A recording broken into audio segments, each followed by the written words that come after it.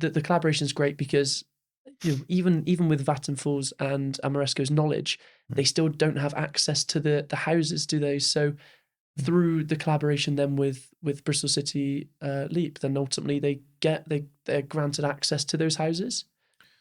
Yeah, I mean, I think there's a number of things, I suppose, that are not just Bristol Council, but any local authority can kind of bring to the table in this type of partnership. And that some of that is kind of convening influence, which is, the levers that you can pull with, like-minded city partners, universities, blue light services, that sort of thing.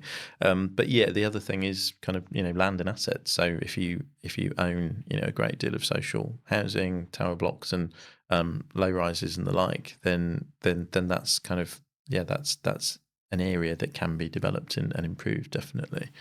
I mean, I would say Bristol is quite unique as well in terms of policy. So Bristol has a number of kind of very supportive policies.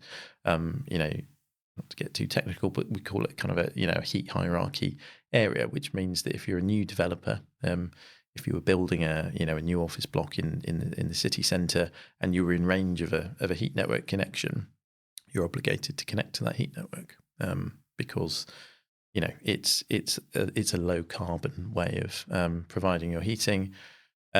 But also it's on trend with how Bristol wants to function as a city going forward. We want things to be interconnected, and that's kind of one of the key premises of Bristol City Leap is we can do lots and lots of different projects with lots of different technology on a home or on a commercial estate. But actually, unless those technologies are joined up and talk to each other, you'll never really realise the full benefits. And that's where smart tech and smart energy comes into play, is the kind of glue that binds all of those sometimes disparate bits of tech together to make a single solution.